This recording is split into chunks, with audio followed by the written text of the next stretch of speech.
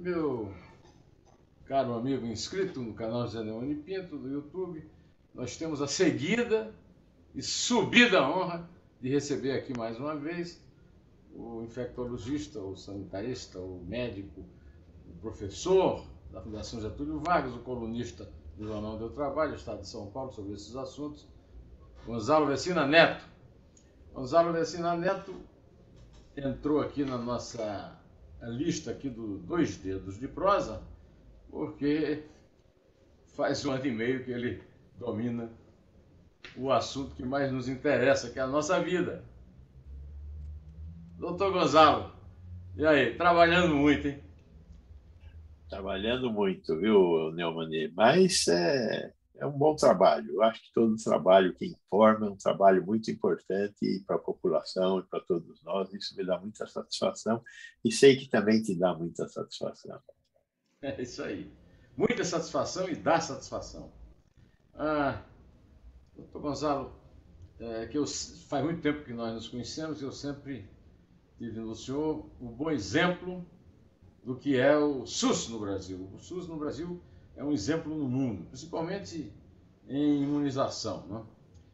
Qual é o abalo na imagem da imunização, da vacinação e do próprio SUS com o atual Plano Nacional de Imunização, que só tem imunização no nome? Pois é, temos três problemas, né? O problema número um, estamos imunizando pouco as vacinas que não são as vacinas da Covid-19. Estamos com uma cobertura abaixo de 40% e com o risco da reintrodução de doenças que nós já não vemos mais, como, por exemplo, a paralisia infantil. E você tem idade para lembrar do que era a paralisia infantil. Um desastre sanitário muito pior do que qualquer coisa que a gente possa estar vivendo hoje, porque ela deixava as nossas crianças sem andar. Punha as nossas crianças naquelas máquinas infernais chamadas pulmões de aço. Você viveu isso, você lembra de imagens dessa época. Né? Nós estamos na iminência. A famosa gotinha do Dr. A gota que salva. O do Dr. Dr. Albert Sabin. Foi casado, já no fim da vida, com uma parente da Condessa Pereira Carneiro, que era a dona do Jornal do Brasil, onde eu trabalhava. Então, o Dr. Albert Sabin é uma figura presente na minha vida. A gotinha que salva. Daí veio o Zé Gotinha.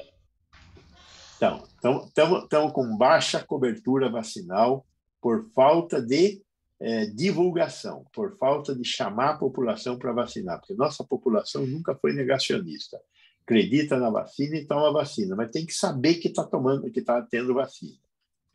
A segunda bobagem que está acontecendo é essas idas e vindas de um ministro médico, um médico renomado, um médico que era presidente da maior sociedade de especialistas do Brasil, que é a Sociedade Brasileira de Cardiologia, né? Escolhido para ministro, ele está entregando o diploma dele ao bolsonarismo.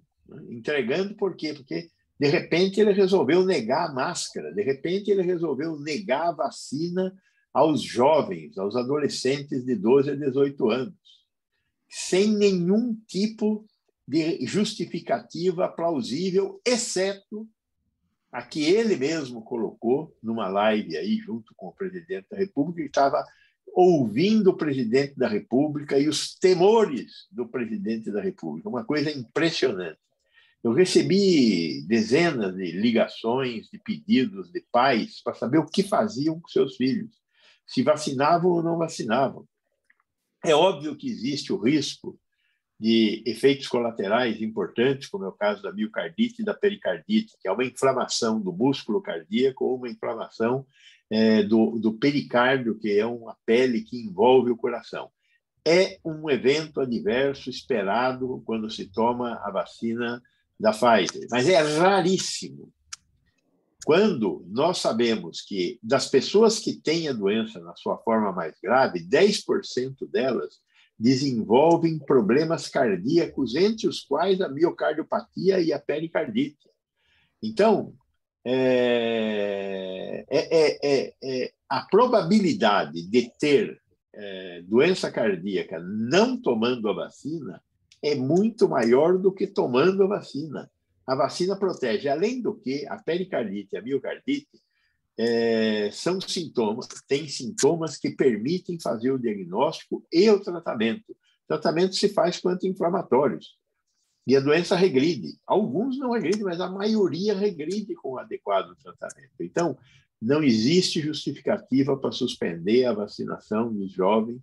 A vacina é segura, foi aprovada nos países mais importantes do mundo, e quem tem dinheiro para ter a vacina está dando a vacina para os jovens. Os países que têm recursos e que têm a vacina estão dando a vacina para jovens. Só o Brasil tomou essa decisão estapafúrdia. Então, não tem razão para suspender. E o terceiro problema que está acontecendo agora é essa história de São Paulo estar vendendo a Coronavac para estados que querem a vacina, o que vai desestruturar certamente. A culpa não é de São Paulo, a culpa é do Ministério da Saúde, que não está atendendo às necessidades de saúde desses estados, e esses estados foram buscar comprar vacina, e estão comprando vacina do Instituto Butantan, que tem vacina para vender, porque o Ministério não está comprando. Agora, isso quebra as pernas do PNI, que é o que provavelmente deve estar querendo fazer o presidente e seu ministro da Saúde, esse Queiroga. Né? Então, Gonzalo, o senhor falou aí de um problema, quer dizer, os efeitos negativos na imunização da Covid estão afetando, por exemplo, as crianças que não estão tendo noção, dos pais não estão tendo noção da vacinação da SEIB. Quer dizer, é uma epidemia de burrice que está levando a uma consequência funesta, não é isso? Os três problemas são extremamente graves. É óbvio que a gente está olhando mais o segundo problema, a falta da vacinação para os adolescentes. Mas eu acho que é tão grave quanto a falta de vacinação contra os adolescentes, a falta de vacinação contra a poliomielite, a falta de vacinação contra o sarampo, contra as doenças que nós temos aí, estão adormecidas porque a vacinação foi um sucesso até hoje. Abandonar a vacinação significa dar oportunidade do retorno dessas doenças que já estão esquecidas, o que seria muito grave para a população brasileira. E a questão da distribuição de vacinas agora pelo Butantan, que também merece uma atenção especial. Doutor Gonzalo, o senhor é fundador da Anvisa. O que é que o senhor está achando do papel da Anvisa nesse imbróglio? O senhor está do lado da Anvisa? O senhor acha que a Anvisa está agindo corretamente? Ou o almirante Barra Torres, que foi uma manifestação com o Bolsonaro na Esplanada, também está tendo uma influência negativa na Anvisa por causa do bolsonarismo? Eu acho que o almirante Barra Torres saiu aquele dia lá para passear com o Bolsonaro e nunca mais voltou. Deve ter arrependido até hoje. E ele resolveu, diferentemente do nosso atual ministro, fazer valer o diploma de médico dele. O comportamento dele na Anvisa tem sido exemplar. Eu não consigo criticar nenhuma das decisões que a Anvisa tomou até hoje. A primeira decisão que era criticável foi a suspensão dos testes com a Coronavac quando uma pessoa se suicidou. E a informação do Butantan chegou pela metade. A Anvisa agiu corretamente até o Butantan mandar a informação correta. Depois, o registro das vacinas. Depois, a suspensão desses lotes de vacina que nós tivemos agora do Butantan, porque foram fabricados em uma fábrica não inspecionada. A não autorização da utilização da Coronavac em crianças e jovens, enquanto não houver o fornecimento de dados adicionais, apesar da China e do Chile terem aprovado a vacina. Eu acho que a Anvisa e o Barra Torres estão de parabéns, estão tomando as decisões corretas, no tempo correto, como a gente esperava que a Anvisa fizesse.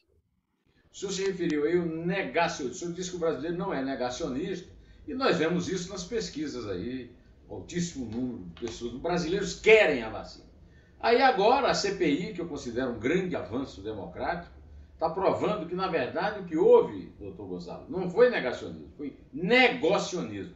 Porque a Pfizer e a Moderna tiveram correspondência sem resposta, enquanto que atravessadores, como o Maximiano, o Cabo Dominguete, o pastor Hamilton sem H, o Danilo Trento e tantos outros picaretas, eram recebidos como quando queriam no Ministério, e ainda fizeram um atlas de como driblar a compliance do Ministério, que parecia ser uma coisa que funcionava e que eles derrotaram, né? Saindo pelos desvios, não é isso? O senhor Eu está acho acompanhando essa isso? parte, eu estou acompanhando tristemente isso. O Ministério da Saúde foi um exemplo de gestão. O Ministério da Saúde é responsável pela compra de milhões e bilhões de reais. Nós gastamos em torno de 7 a 10 bilhões de reais em medicamentos comprados pelo Ministério da Saúde todos os anos. E eu acredito que essa máquina, desde quando o Barros passou pelo Ministério, está a serviço da corrupção. Conforme essas coisas estão sendo desenterradas, que o primeiro problema que aconteceu com a Global foi na gestão do Barros. Depois teve a contratação, a retirada do serviço de logística que era feito pelo Ministério da Saúde, era pessoal próprio do Ministério, tinha uma estrutura própria que funcionava muito bem e o Barros colocou isso na mão da BTC Log, numa licitação que está sendo contestada também pela CPI. Então, a estrutura do Ministério da Saúde, que vinha funcionando bem, depois de ter tido problemas, teve problema lá com os vampiros, teve problemas lá no início do governo do Lula, e agora estava numa situação melhor, essa estrutura entrou novamente em xeque. É óbvio, onde existe muito dinheiro, sempre existe a atração, né, desses vagabundos que querem se aproveitar do dinheiro público. Mas o Ministério da Saúde tinha conseguido estabilizar isso. Tempos do ministro Temporão, do Quioro, melhorou a situação.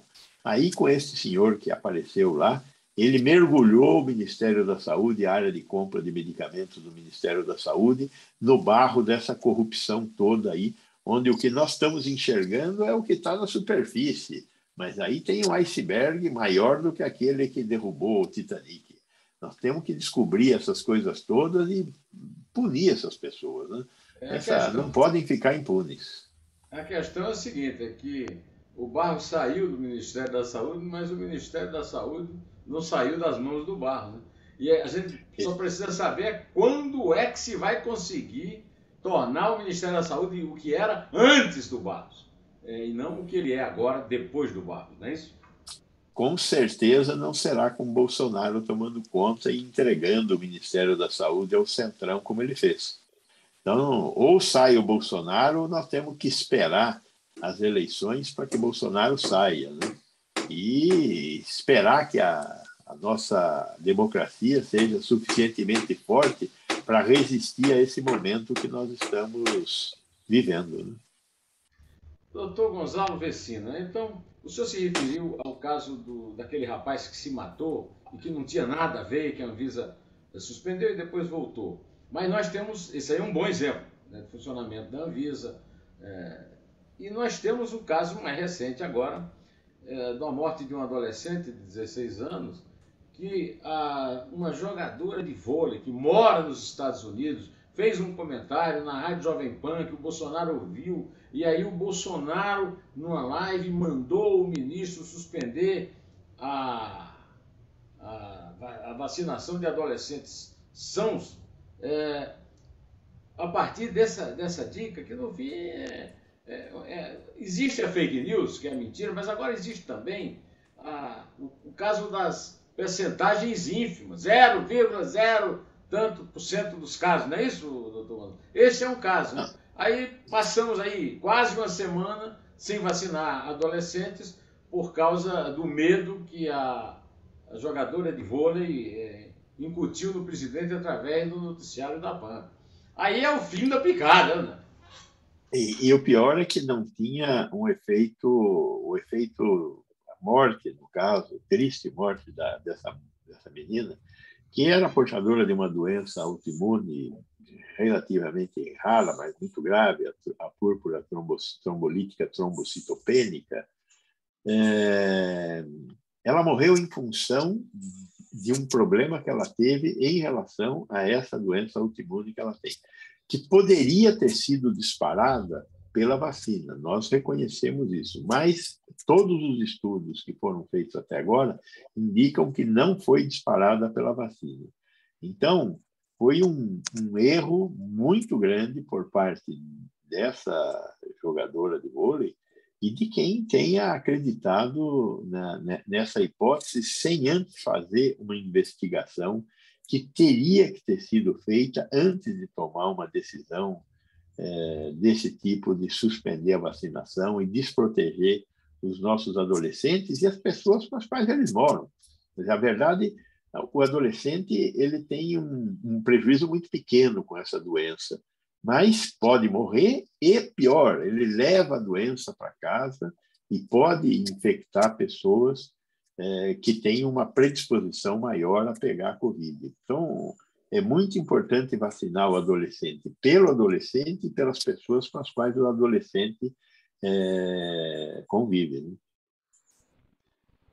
Até ouvi agora uma notícia de que há estudos, já foi publicado um na Lancet, de que há uma possibilidade grande da Covid ser uma doença autoimune, o que nega a história da gripezinha do Trump e do Bolsonaro. Hein? Vamos esperar primeiro se isso vai ser confirmado, porque é uma tragédia para quem contraiu. E se for verdade que é autoimune, né, professor? O problema dessa doença é que todo dia é dia de aprender com ela. Ela sempre está nos surpreendendo. Não sei quando isso vai parar, mas, pelo visto, com certeza, por 2022, nós vamos ter que ficar nos surpreendendo com essa doença o tempo todo. Vamos ter que ser humildes e reconhecer que todo dia é dia de aprender e tomar decisões melhores do que as que nós tomamos ontem. Né? A gestão do intendente incompetente, Eduardo Pazuello, provocou um atraso, que eu acho um atraso na saúde pública, eu acho que é incalculável ainda. Né? Só quando acabar aí o governo Bolsonaro que vai ser possível gente séria como o senhor, como o presidente da Associação Médica Brasileira, o doutor Eduardo César e outros, podem fazer. Meu amigo, meu médico, Rubens Belfort Júnior, presidente da Academia Nacional de Medicina, etc. O senhor tem ideia do tamanho desse atraso e do quanto tempo ainda nós vamos ter que gastar e quanto empenho, quanto dinheiro gastar para recuperar a boa imagem que a saúde pública do Brasil tinha no mundo, apesar das suas deficiências? Eu acho que o que o Pazuello fez foi... O Pazuello e esses governos que se sucederam com o Centrão dominando a cena, né? Eu acho que isso, de certa forma, começou até antes do Temer, nesse jogo de trocas, né? Quer dizer, você me dá votos, eu te dou cargos, eu te dou dinheiro. Né? Eu acho que essa coisa faz muito mal para áreas como a saúde e a educação, que necessitam de conhecimento técnico e necessitam de políticas públicas de longo termo. Você não resolve o problema da educação, o problema da saúde no Brasil com uma decisão de amanhã. Nós resolvemos o problema da saúde e da educação com decisões de décadas. Então, o fato de nós termos descontinuado as políticas públicas na área de saúde e educação são gravíssimas. E é uma das razões pelas quais, por exemplo, nós não tivemos vacina. Nós não tivemos vacina e tivemos que comprar vacina porque nós paramos de ter uma política pública de produção de vacinas. Então, o que o Pazuello... Esse foi um assunto nosso na entrevista. A decisão de parar de fabricar vacina para economizar. Olha a economia que fez. Né? Então, o que o Pazuello fez foi destruir o Ministério da Saúde, o que sobrava do Ministério da Saúde. A ocupação do Ministério da Saúde com militares que não eram da área da saúde, e eles, os militares que ele levou, escolhido a dedo, eram todos não só negacionistas, como adeptos do kit Covid. Né? E quem não era militar, como, por exemplo, a capitã Cloroquina, né? Ela assumiu a Secretaria de Gestão do Trabalho, ela era uma adepta fervorosa do kit Covid que matou gente. Ela foi vender o kit Covid lá em Manaus, onde foi feita inalação de hidroxicloroquina e pessoas que fizeram essa inalação morreram. No Rio Grande do Sul também ocorreram mortes pela inalação do kit Covid. Então, o Pazuello fez uma destruição, transformou aquilo em terra arrasada. O que já era grave, que era a ocupação do Ministério por técnicos ligados a políticos do Centrão, como era o caso do Dias, que estava operando o departamento de logística, que é onde se compra remédio, e estava na mão de um bandido como o Dias, foi uma coisa uniforme no Ministério da Saúde. A Secretaria de Ciência e Tecnologia, a Secretaria de Atenção à Saúde, a Secretaria de Gestão do Trabalho, a Secretaria de Assistência à Saúde, todas essas secretarias foram ocupadas por militares, foram ocupadas por gente que não entende de saúde e que, ao contrário, eram a favor do kit Covid, difundiram o kit Covid, compraram o kit Covid até sair pelos estoques do Ministério, permitiram que o Ministério perdesse 230 milhões de reais em medicamentos que tiveram que ser incinerados. Quer dizer, isso é um recorde. Isso vai para o livro dos recordes. Com certeza, 230. Nunca nós jogamos tanto remédio fora, né? Teve aí um desses caras aqui que fala: é normal de vez em quando jogar um pouquinho fora. Todo supermercado joga. Se algum supermercado jogar o que o Ministério da Saúde jogou, vai à falência, né? Isso tudo foi falta de capacidade de gestão. Por quê? Porque colocaram lá no Ministério pessoas incompetentes, militares ou não, incompetentes para fazer a gestão da questão dos medicamentos comprados e que tem que ser distribuídos pelo Ministério da Saúde. Então, o Pazuello transformou aquilo em terra arrasada. E o Queiroga, quando entrou, não melhorou em nada isso. Pelo contrário, né? Continuou com a mesma política. Convidou uma moça que era muito interessante, a Luana. Você lembra da Luana? Lembro da Luana. Que ele pôs... Claro. Ela assumiu, e quando ela começou a falar coisas que tinham sentido, como, por exemplo, na minha gestão, kit Covid não entra, mandou a moça embora. Mandou a moça embora. Nem mandou, não nomeou. Não nomeou. E no lugar dela, colocou lá uma tenente que aparentemente tinha algum tipo de relação com o Pazuello. Então, é de chorar, viu? Eu que assisti o Ministério da Saúde já tive muita honra e orgulho de caminhar pelos corredores do Ministério da Saúde. Hoje quero passar o mais longe possível. Dá vergonha de ver o que está acontecendo no Ministério da Saúde, e a reconstrução disso vai ser muito difícil, mas teremos que encetar isso. Espero que pessoas como a que você mencionou, o Rubinho, o Eduardo, enfim, esses médicos fantásticos que o Brasil tem, sejam chamados no momento seguinte a fazer a reconstrução do Ministério da Saúde. O SUS nós estamos conseguindo preservar, porque o SUS não é só o Ministério da Saúde. O SUS é o Ministério da Saúde, os estados e os municípios.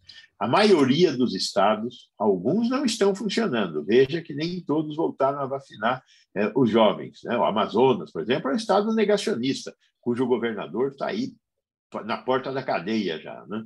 Mas muitos governadores, a maioria dos governadores, não são negacionistas, assumiram o SUS, estão lutando pelo SUS, e a maioria dos prefeitos também. Então, o SUS continua, mas o Ministério da Saúde, que é responsável por metade dos recursos do SUS, esse está passando por uma situação desastrosa. Mas, olha, o senhor citou aí, o pessoal que eu citei, o Eduardo César Fernandes, o César Eduardo Fernandes, presidente da Associação Médica, fez duras críticas a essa politização, que o senhor está se referindo, e a polarização, né, que foi radicalizada aí no governo Bolsonaro. E essa polarização, aliás, eu queria lembrar que o senhor deu uma entrevista para a Globo News, e aí um companheiro meu, se eu não me engano foi o Otávio Guedes, lhe perguntou sobre os efeitos da militarização, mas não é só a militarização, é a idiotização, da qual os militares fazem parte. Aí eu me lembrei, doutor Gonzalo, de uma piada da minha juventude, que diziam que o TAR era a medida de inteligência. Portanto, militar, um milésimo da inteligência. Então, o senhor incluiria, por exemplo, o civil Marcelo Queiroga como um desses idiotas aí que estão lá, né? Dizem que o Marcelo Queiroga é o Pazuello de jaleco. Eu prefiro de bisturi, porque o senhor mesmo disse nessa entrevista que ele não entende nada de saúde pública. ele entende de sala de hemodinâmica. Na verdade, ele é um cirurgião, né? Um É cirurgião verdade. não tem nada a ver com o diagnóstico, ele vai lá e corta, né? Tira ou põe, né? O senhor acha que... Eu acho que... O senhor já falou, acho que aqui mesmo agora, que ele é pior do que o Pazuello porque ele é médico. Mas ele não é bem médico, ele é cirurgião. Desculpe. Não vamos misturar essas coisas. Ele é hemodinamicista, porque depois meus colegas cirurgiões vão vir Vou me ficar caçar. bravo, hein? O hemodinamicista é um sujeito que abre um vaso periférico, introduz através desse vaso periférico um macarrão que vai até o coração, até o cérebro.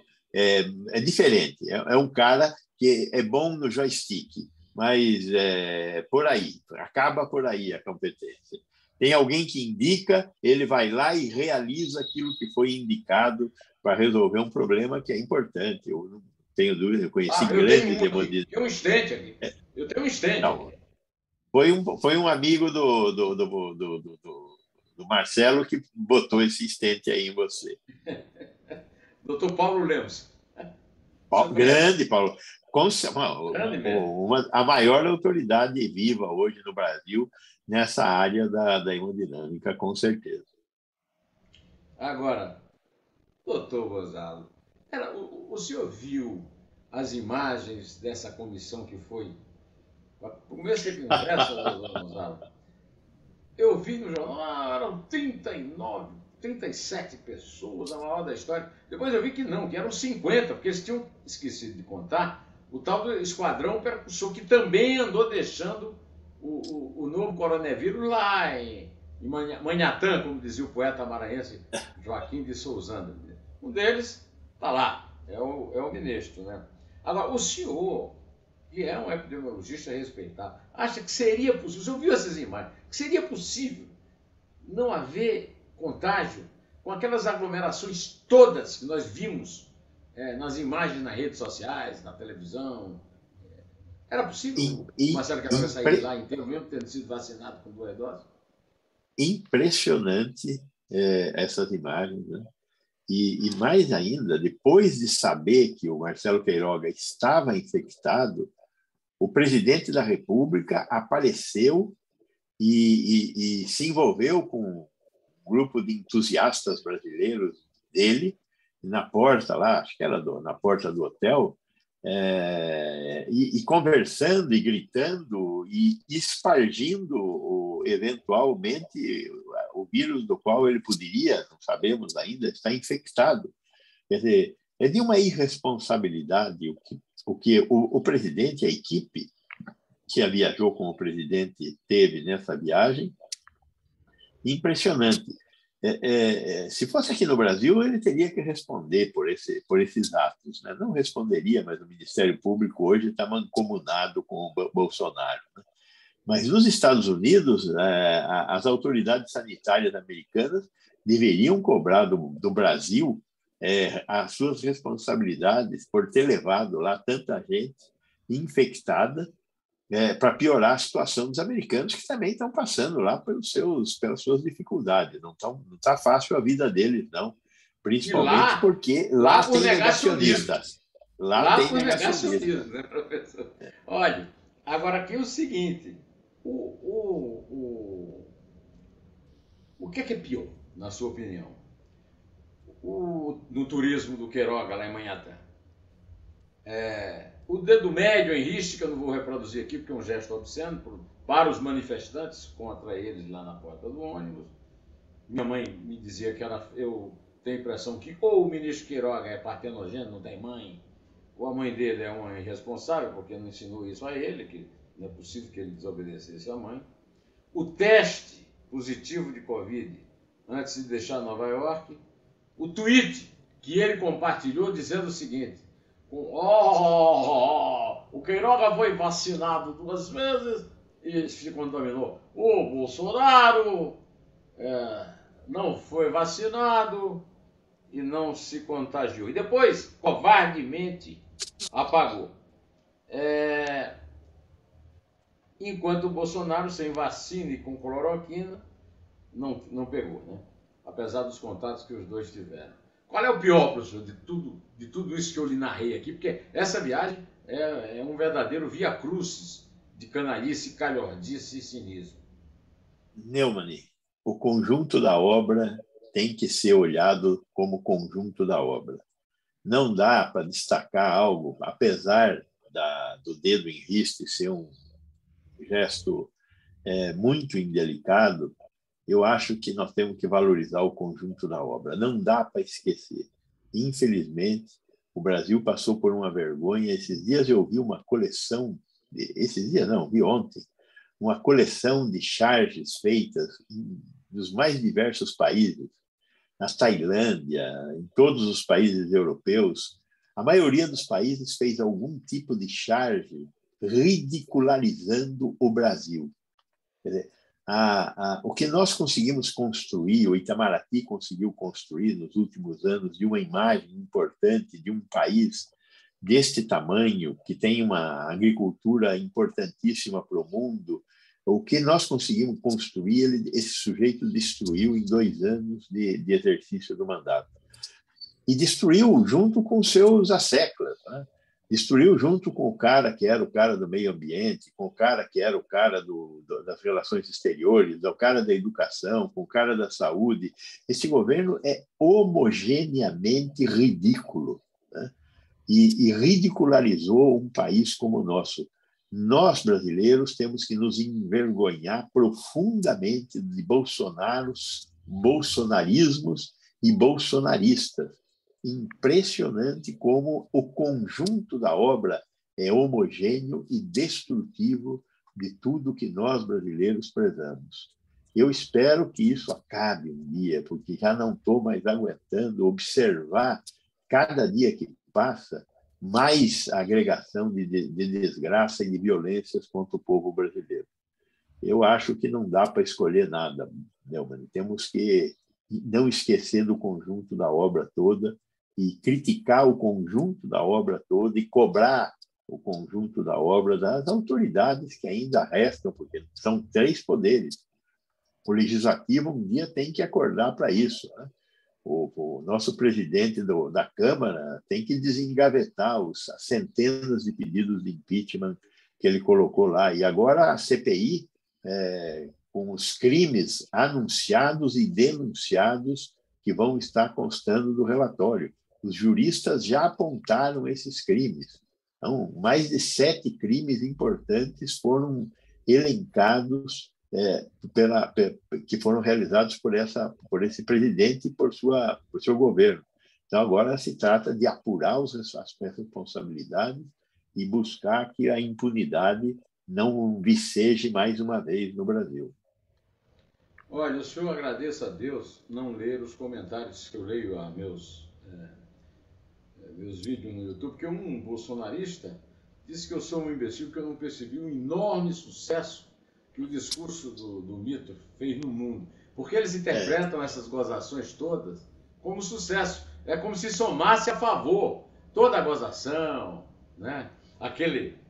O prefeito Bill Bleaso dizendo que se ele não ia se vacinar, não precisava ir para Nova York e tal, né? Agora, o doutor Vacina, quase chamei de doutor Vacina, e a fuga do cara? Depois de ter contato com contagiados, foge de Nova York, e aí chega no Brasil e o Planalto divulga que ele vai ter 5 dias de quarentena. Para que é que serve 5 dias de quarentena da Covid, doutor Gonzalo Vecina? Hein? Não serve, né? A quarentena está bem dita, de 14 dias. Não tem... Essa doença é uma doença que a gente está conhecendo todo dia, mas esses 14 dias de quarentena já são estabelecidos e conhecidos. Uma vez você sendo infectado, você só deixará de ter carga viral importante na maior parte das vezes após 14 dias. Tem gente que continua com o vírus na garganta durante muito tempo ainda. Nós sabemos que existem exceções. Então, na verdade, teria que fazer os 14 dias, fazer um RT-PCR para garantir que não estava ainda com o vírus presente. Isto é conhecimento, isto não é a coisa de almanaque, é conhecimento, está escrito, foi visto. Então, o que estão fazendo com o Bolsonaro não é médico que está fazendo isso, né? É algum outro militar que está dando esse conselho a ele, né? O ministro das Forças General Heleno. Armadas, o general Heleno, algum desses outros Não, militares quem que ele fez o levou para lá. discurso foi o Eduardo Bolsonaro. Quem fez o discurso maravilhoso foi o Eduardo. Os filhos dele também são terríveis. O senador Otto Alencar, que é seu colega médico, citou o caso do Conselho Federal de Medicina, que é uma vergonha. Né? E Total. citou o conselho do senhor, presidido pelo senhor Mauro Ribeiro, num episódio grotesco. Ele denunciou, através de um... Quer dizer, ele foi porta-voz de uma denúncia de médicos demitidos do Hospital Santa Maggiore, do Prevent Senior, que era o uso abusivo do que ele chamou de paliativismo. Quer dizer, a retirada da pessoa da UTI para morrer em paz numa enfermaria. O diretor-geral médico do Prevent Senior defendeu essa teoria lá. E, inclusive, houve episódio, não sei se o senhor acompanhou o depoimento dele, mas houve episódio da mãe do empresário Luciano Hang, dono da loja Havan, que passou 14 dias na UTI, foi retirado agonizante para a enfermaria, morreu e a Covid foi excluída do chamado CID, né? Tem um monte de causas. E um deles, o Otto Alencar disse lá, é a pneumonia pneumonia, como é que chama a doença que matou? Infecciosa. Infecciosa, pneumonia infecciosa. O caso do Hospital Santa Maggiore e do Plano Prevent Senior é um caso terrível. Agora, eles já fizeram uma espécie de autocrítica. O próprio cara que estava dando depoimento disse que cloroquina não serve para nada. O dono do plano de saúde falou, a Folha, que também que não existe essa história de tratamento precoce. Mas o Bolsonaro, no discurso, defendeu o tratamento precoce. Quer dizer, nós ainda estamos sob o reinado do charlatanismo. É um dos crimes que o Miguel Reale Júnior apresentou lá para a CPI, que o Renan vai mandar, vai colocar no relatório, no Renan Calheiros. Veja bem, Neumann, eu acho que aí a gente tem que ter uma inteligência importante para analisar esse conjunto de elementos, né? Eu, pessoalmente, conheço a atuação da Prevent Senior antes dessa história do Covid, antes dessas questões. Eu acho que a Prevent Senior fez uma estrutura de atenção à saúde inteligente e bastante eficiente. Eu acho que nós temos que tomar cuidado para não jogar de novo a água de banho junto com a criança.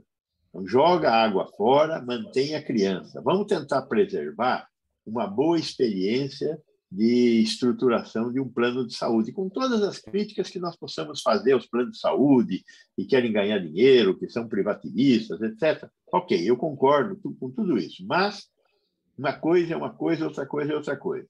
Da mesma forma, medicina paliativa não pode ser confundida com eutanásia. Eutanásia é assassinato, né? Tem certas condições, certos países que consideram a eutanásia dentro da sua estrutura legal. Então, eles têm lei para garantir que alguém tenha direito a praticar a eutanásia. Não é o caso do Brasil. E não é o caso que nós estamos discutindo aqui.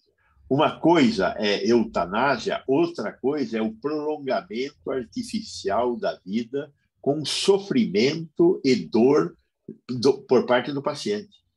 Quer dizer, um paciente que não tem possibilidades terapêuticas, nós somos capazes de dizer quando um paciente não tem possibilidades terapêuticas.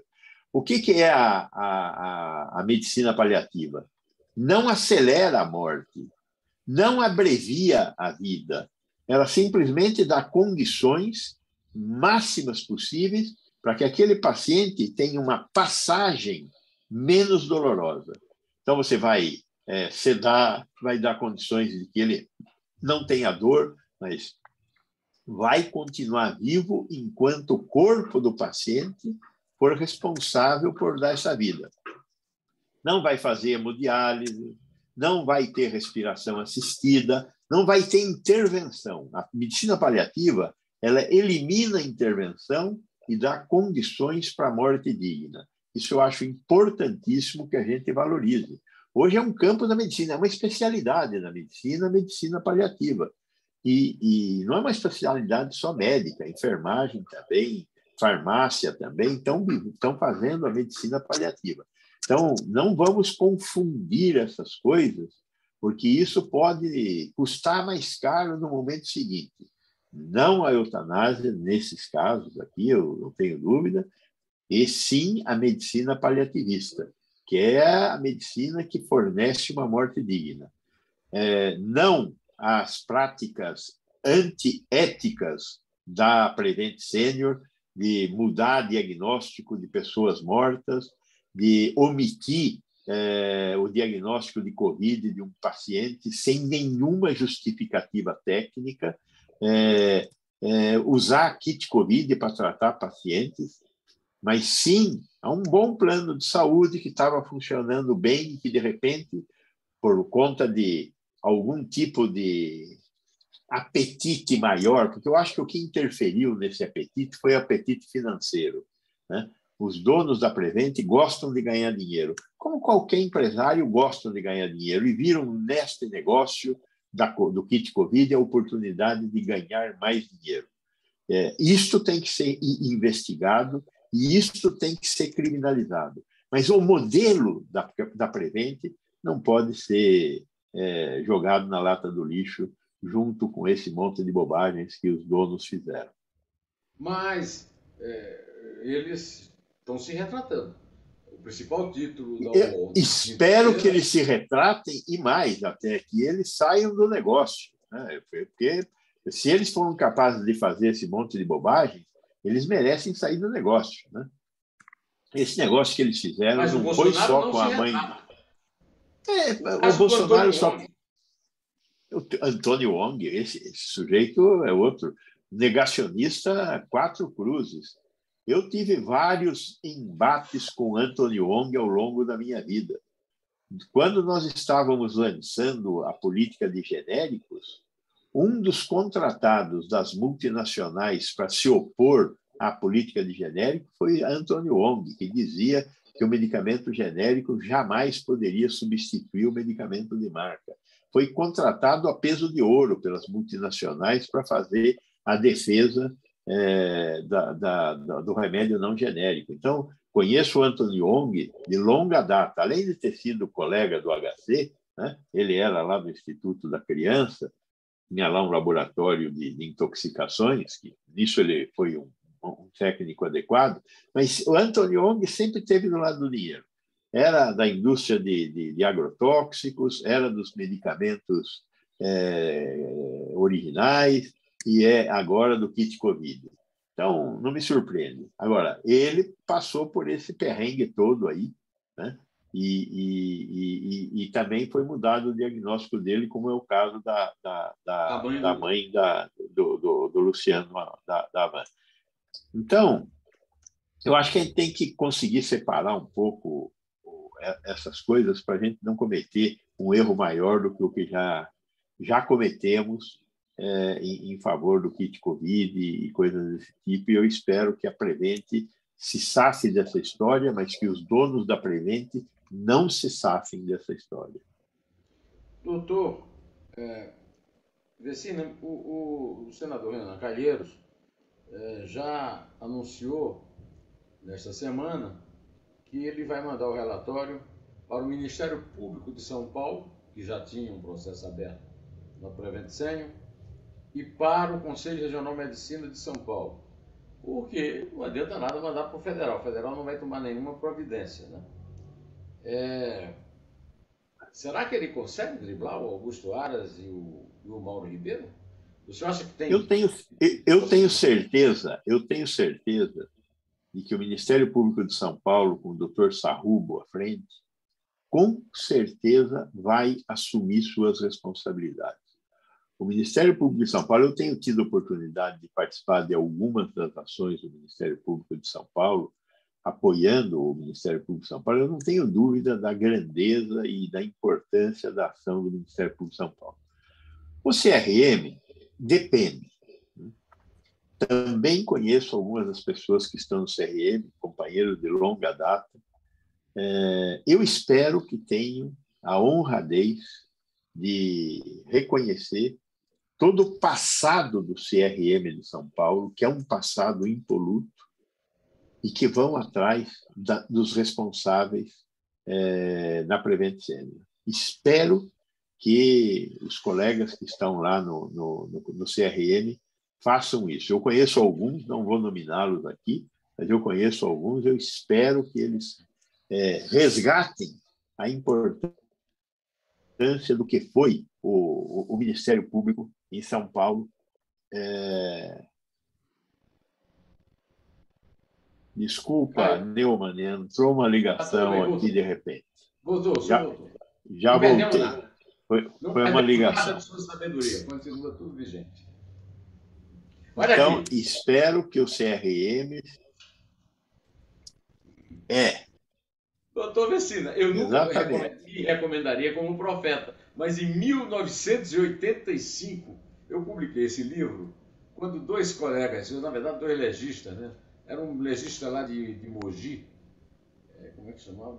Professor lá da Universidade de Mogi, Esni, não me lembro o nome dele. E o outro é o Nelson Massini, que hoje está no Rio. Eles eram da Unicamp e eles reconheceram o cadáver que foi exumado do cemitério do Embu como sendo de Joseph Mengele.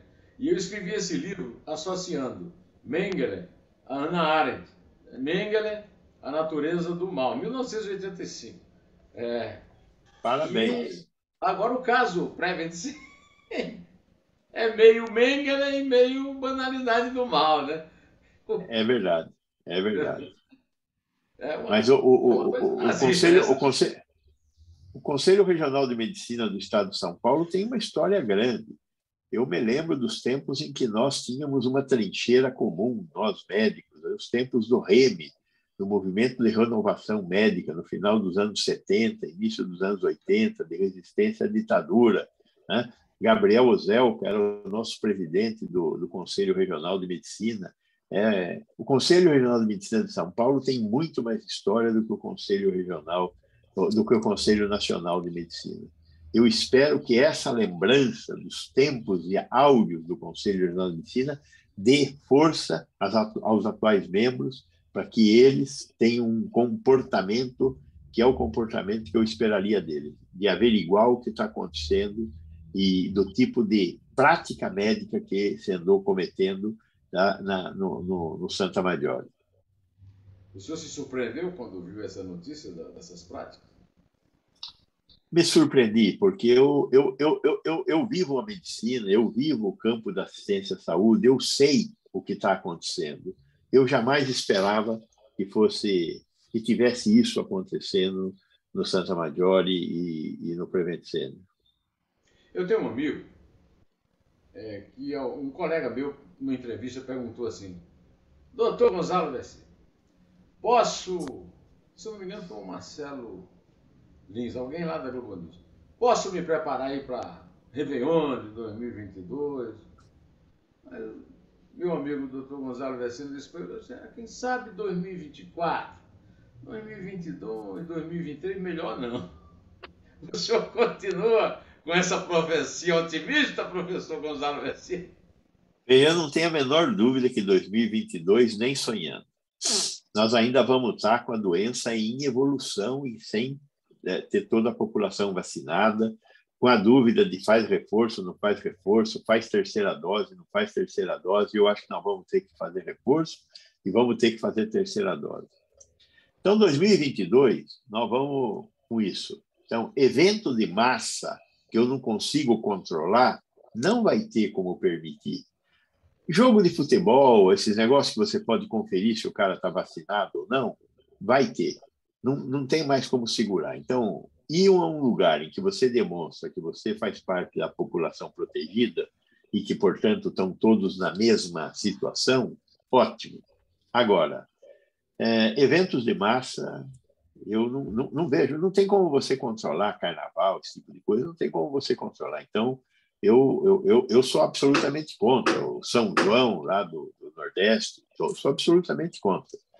Agora, 2023, eu acho que ainda vamos estar com muita dificuldade, mas vamos ver o que vai acontecer.